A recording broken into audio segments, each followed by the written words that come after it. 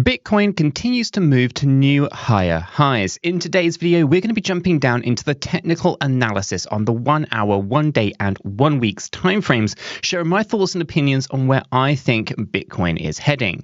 As I get into today's video, if you do find it useful and informative, smash that like button. I do appreciate that. If you are new to the channel, why not go ahead and subscribe? And if you do tap the bell, selecting all the notifications, you will not miss another video update. Above and beyond these things though, guys, if you haven't yet joined us in Discord, what are you waiting for? Check it out. Link is in the description down below. It's a fantastic community talking crypto 24/7. It's completely free, and I don't think you'll be disappointed by what you find down there. So why not go ahead and check it out? Let's roll that intro and jump right down into the analysis.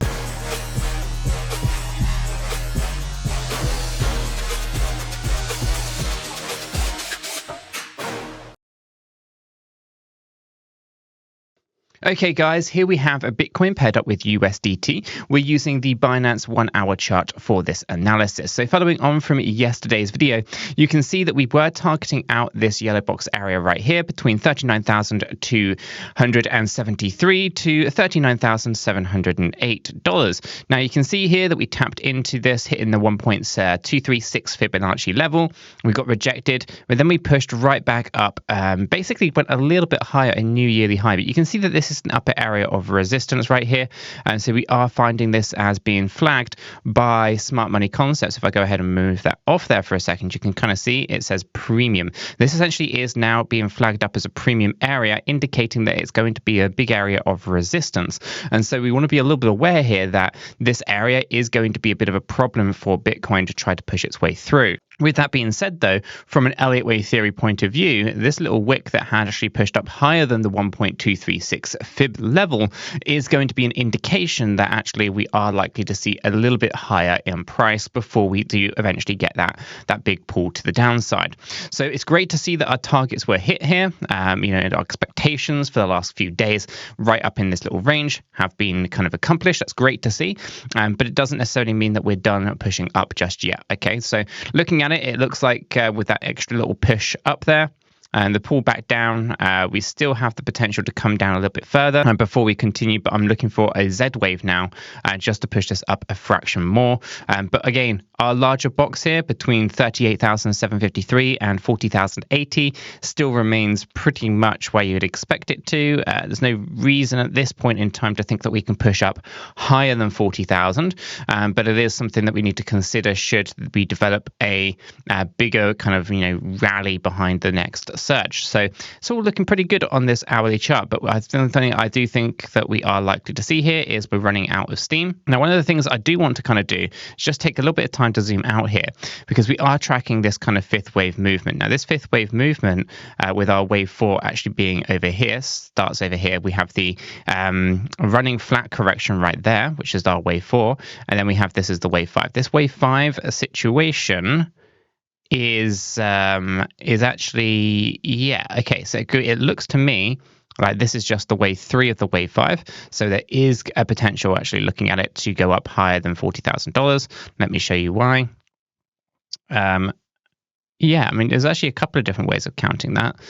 We could look at it here, and let me actually go ahead and just sense check that for a sec, because there's a couple of different things that are going on here, right? We can have this move here, this one down. Yeah, that makes a lot more sense actually. So we have a 3-wave count right there in your kind of wave 1, then down into this wave 2, where we tapped into this range just here. And then we have this 3-wave, which is actually turning into a 5-wave, which is a WXYXZ, I believe. Let me go ahead and show you what that looks like. So if I take this one right here and we move that to there, then we can see here that we pushed up higher than 1.236. And so our expectations will be a slight call off and another push upwards here to kind of finish this one off. So it's there or thereabouts. I don't think we're necessarily done just yet there.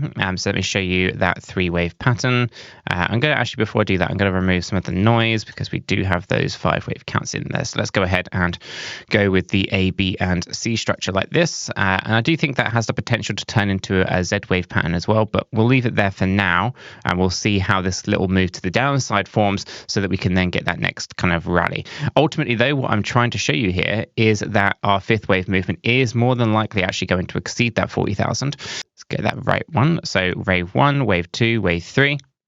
wave 4, and then wave 5. So we are looking quite nice here. It's going to be a diagonal, and the type of diagonal here, to me, looks likely to be a contracting diagonal. Let me see and sense check that, because there's a few different structures here that we need to be aware of.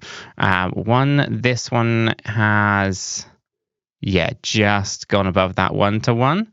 So it basically means that wave 3 can't be the shortest wave. So in this particular example here, it's more than likely not going to be the shortest wave. So we'll have probably a kind of shortish wave 5, so that we get a contraction. So as I was talking about before, I think we're in an expanding diagonal on the daily. And on here, I think we are in a contracting. Now, there's a couple of different ways of drawing this. I'm going to take it from here for the purpose of the video, but you can see here how it's kind of triangular. It's kind of coming in a little bit rather than expanding out, right?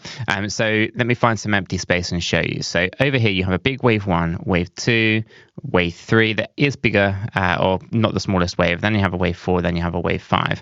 And what I'll do is I'll draw this in so that we can kind of see this as a kind of contracting movement. Okay, for the example. So if I draw a trend line in here and I draw a trend line in down here, and I'll just move that wave 2 to depict this to make it nice and easy. You can see how it kind of contracts in. This is the opposite to what we're seeing on the daily chart, with the daily chart being a shorter wave 1, bigger wave 3, and then a really big wave 5.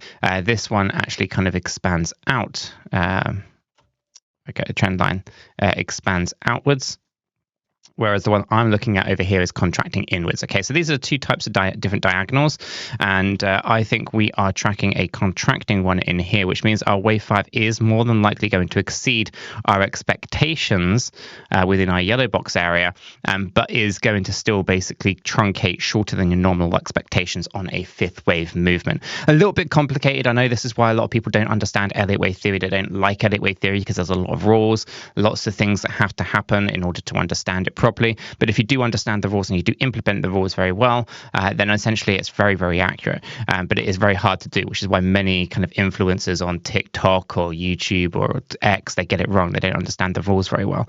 Very, very tough to implement. But nonetheless, if you do get it right, it's very, very good. So as you can kind of see here, that's kind of where we are heading. So it looks like we are in a pretty reasonable spot for a move down and then another move upwards. So looking okay on here on the hourly chart. Let's take this up into the daily, right? So the daily is our expanding diagonal. So here you can see I put the trend lines in to kind of show you what that looks like. We're looking for a big wave 5. Okay, that's kind of what we're tracking here.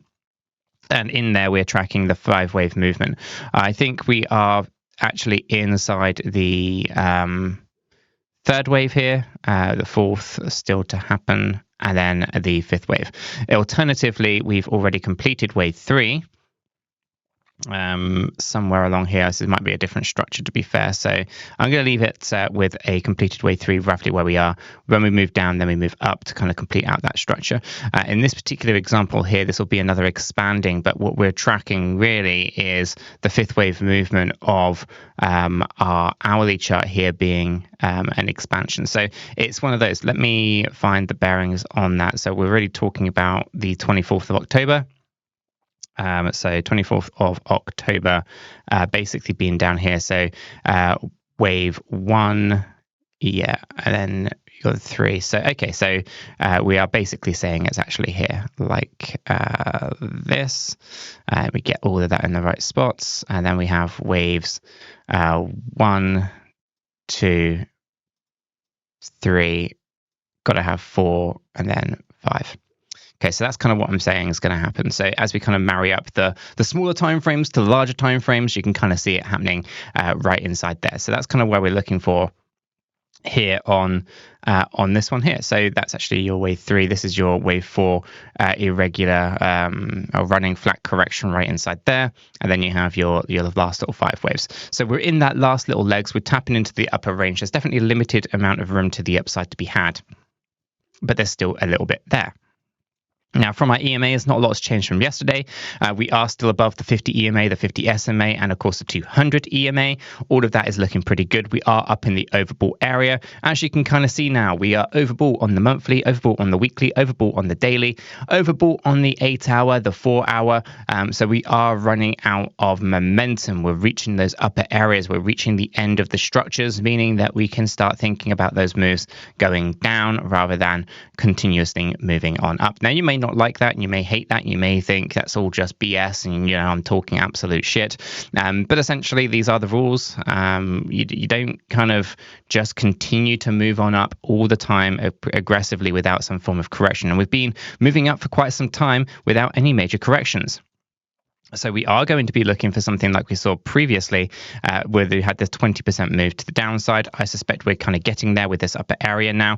And so, if we were to kind of see from, let's say, $40,000, a 20% move down, we are talking about coming back down to $31,000, which is right down in our fair value gap as depicted down here. This is basically 30,248 to 32,832. All of that's looking very good. So my expectations are we finish our structures, we move on down, we get corrected, we bounce from around 31,000. We have some kind of really poor performing bounce to the upside. Everything becomes overbought again. And then you have more selling pressure, taking us down, losing $30,000 to $31,000 support levels, taking you down to $25,000, $26,000 support levels, bouncing from there, and then seeing how you kind of react. I expect that we're probably going to lose those and then move back down towards 2021K. So I think we're kind of on the cusp of those big changes. We aren't there just yet. Things are going to take another week or so, but I think we're kind of getting to the point now where we're going to start to see mass selling occurring. So hourly chart, daily chart, they're kind of showing you that you're kind of running out now, running out of momentum to the upside, running out of structures to kind of be bullish. Taking a look at the monthly, our ascending wedge, still in its bearish patterns, still looking likely to be testing those upper areas again. Nothing unusual here.